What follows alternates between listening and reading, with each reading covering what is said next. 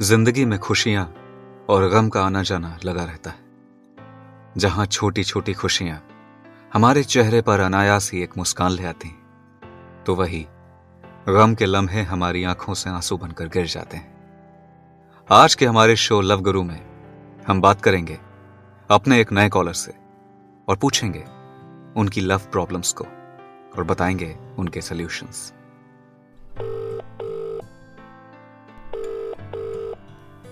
Hello. Hello sir. हाँ जी, कैसी हैं आप? आपका नाम? I am fine sir. मेरा नाम स्नेहा है और मेरी उम्र 25 साल है। Welcome to our show Sneha. तो बताइए क्या प्रॉब्लम है आपको? मेरा 3 साल पहले ब्रेकअप हुआ था और उसके बाद मुझे समझ ही नहीं आ रहा था कि हमारे 5 साल के रिलेशन में ऐसा क्या हुआ जो टूट गया। मतलब आपको पता नहीं चला कि आखिर ब्रेकअप का रीजन क्या था? नहीं सर, मतलब अच्छे से नहीं पता। वो एक्चुअली वो फेस ऐसा था कि हम दोनों की बहुत लड़ाई होने लगी थी। मतलब लड़ाई भी ऐसी कि छोटी छोटी बातों पर बहस हो जाती। मैं उसको कुछ भी बोल देती तो वो उसको ऐसा लगता जैसे मैं उसे कुछ सिखाने की कोशिश कर रही हूँ या ऑर्डर दे रही हूँ या फिर आप उसकी लाइफ को कंट्रोल करने की कोशिश कर रही। Exactly sir. तो जब ये बहुत ज्यादा होने लगा तो इन सब रोज के झगड़ों की वजह से मैं पढ़ाई पर भी कंसंट्रेट नहीं कर पा रही थी, जिस वजह से मैंने उससे कहा कि थोड़े दिनों के लिए हमें बात करना बंद कर देना चाहिए, ये सोच करके कि शायद हमको एक दूसरे को थोड़ा टाइम देना चाहिए। शायद थोड़ा दूर रहेंगे तो समझ पाएंगे कि आखिर प्रॉब्लम क्या हो रही है। वेरी गुड, बहुत अच्छा डिसीजन लिया आपने। एक वक्त के बाद भले ही आप एक दूसरे से कितना प्यार करते हो, एक छोटा सा 3-4 दिन का इंटरवल लेना चाहिए जिसमें आप वो सब करो जो आपको पसंद हो, ना कि वो जो आपके साथी को पसंद हो। जब आप साथ में रहते हो तो दूसरे की खुशी के लिए उन चीजों को अवॉइड करते हो जो आपको पसंद होती हैं। सो उस इंटरवल में वो सब करना चाहिए। इससे आपको खुद को एक्सप्लोर करने का भी मौका मिलता है और ये जानने का भी कि आपके पार्टनर की आपके लिए अहमियत है। देन फिर क्या हुआ? वो नहीं माना। वो बोला कि तुम जानबूझकर बात नहीं करना चाहती हो, तुम उसे दूर जाना चाहती हो एंड ऑल, पता नहीं क्या क्या अनाप शनाप बोला। और उसके बाद मैंने फाइनली सोचा कि अब शायद हम दोनों का रिश्ता आगे नहीं बढ़ सकता। तो फाइनली आपने ब्रेकअप कर लिया? हाँ, वो मेरा फर्स्ट रिलेशनशिप था, जिसके बाद से मैं किसी के साथ भी रिलेशन में आने से पहले थोड़ा हिचकिचाने लगी। लेकिन अभी पिछले 4-5 महीनों से मैं एक लड़की को डेट कर रही हूँ। Okay, welcome to normal life. Thanks. लेकिन अभी भी ट्रस्ट इश्यूज हो रहे हैं। Yes sir. मतलब मैं उसके साथ होती हूँ तो हम लोग अच्छा टाइम स्पेंड करते हैं। वो काफी मजाकिया स्वभाव का है, हंसाता रहता है, एडवेंचरस है। लेकिन कभी मैं उसके साथ बिंदास घूमती हूँ तो कभी उतना अटैच नहीं कर पाती। मतलब आई डोंट नो कैसे समझाऊं मैं आपको, बट कुछ तो है। स्नेहा, आप जो कह रही हैं ये सिर्फ आपके अकेले की प्रॉब्लम नहीं है। कई लड़कियां होती हैं, इनफैक्ट कई लड़के भी होते हैं जो फौरन एक रिलेशनशिप से निकलकर दूसरे रिलेशन में चले जाते हैं। लेकिन वही कुछ होते हैं जो एक रिलेशन के टूटने के बाद दूसरे रिलेशन में जाने से हिचकिचाते हैं। वो अपने पास्ट एक्सपीरियंस से ही अपने फ्यूचर को जज करने लगते हैं। ये कोई गलत बात नहीं है, इंसान को गलतियों से सीखना चाहिए।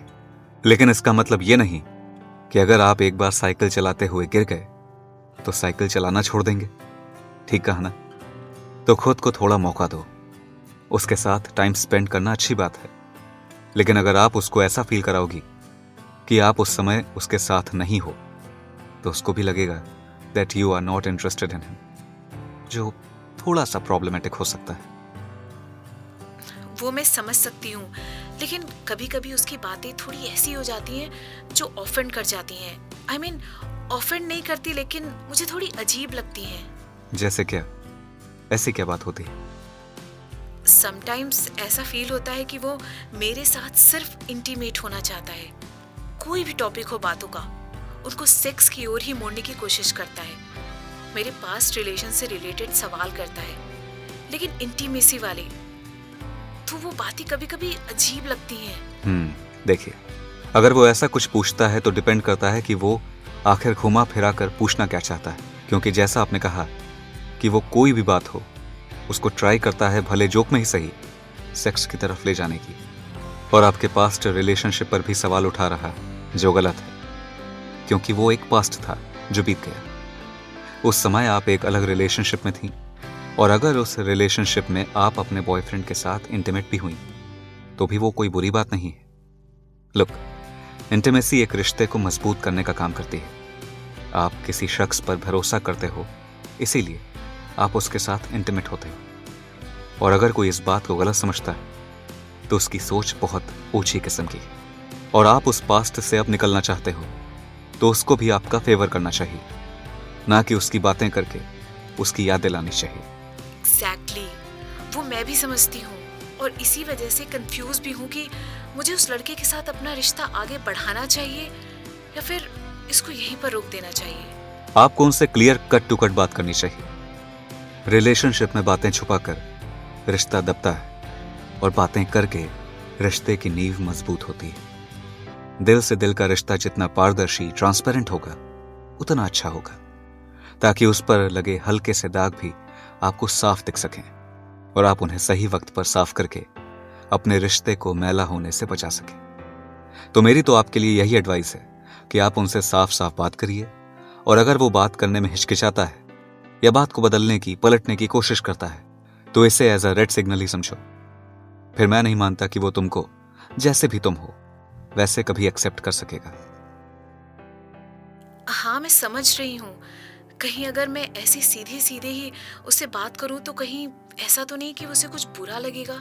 अगर दिल में कोई गलत भावना नहीं है तो अपनी बात रखने में कोई परेशानी नहीं। और जहां तक है बुरा मानने की बात, तो अगर ऐसी किसी बात से उसको बुरा लग सकता है तो उसको भी ये बात समझ लेनी चाहिए, और उसको पता होना चाहिए कि आपको भी कुछ बातों से बुरा लग सकता है, और ये सब आप दोनों के भविष्य के लिए ही है। अभी गलत फहमियों को या गलत आदतों को ना बदला जाए तो आगे रिश्ते बदलने पड़ सकते हैं, और एक रिश्ते से निकलकर किसी दूसरे रिश्ते में बंधना बहुत मुश्किल होता है, और ये बात आप भी अच्छी तरह से समझती हैं। एक के लिए शायद आसान हो सकता है, लेकिन दूसरे के लिए भी आसान हो ये ज़रूरी नहीं। तो बेफिक्र होकर साफ साफ बात करिए और मिलकर किसी फैसले पर पहुंचिए जो किसी एक के लिए नहीं, दोनों के लिए सही हो। समझ गई आप? जी हाँ, समझ गई। थैंक्स अ लॉट सर, आपने मेरे दिल से जैसे एक बोझ हटा दिया। कई सवाल थे जिनका जवाब मैं जानती थी, लेकिन पता नहीं क्यों कंफ्यूज हो रही थी। थैंक्स, आपने इस कंफ्यूजन को क्लियर कर दिया। शायद आप भूल रही, मैं लव गुरु, और लोगों को इश्क की सही राह दिखाना ही मेरा काम है। So all the best, good luck, it was nice talking to you, bye. Bye love guru, and thanks for your advice. So ये थी स्नेहा। कभी कभी प्रॉब्लम्स का सल्यूशन हमको पता होता है, लेकिन हम अपने ही जहन में, अपने ही विचारों से उलझते रहते हैं कि कहीं गलत तो नहीं हो जाएगा, कहीं मैं कुछ गलत तो नहीं कर रहा या कर रही हूं। तब आपको जरूरत पड़ती है सुझाव की, नसीहत की, और उसके लिए मैं लव गुरु हाजिर हूं, आपकी हर प्रॉब्लम को सॉल्व करने के लिए। आज के शो में इतना ही। अगली बार हम फिर हाजिर होंगे, फिर किसी की प्रॉब्लम को सॉल्व करने के लिए, किसी के रिश्तों की नींव को मजबूत करने के लिए। ख्याल रखिए, रिश्ते बनाए रखिए, क्योंकि रिश्ते ही हैं जो जिंदगी भर साथ रहते हैं। Goodbye. इमली, खट्टी मीठी बातें।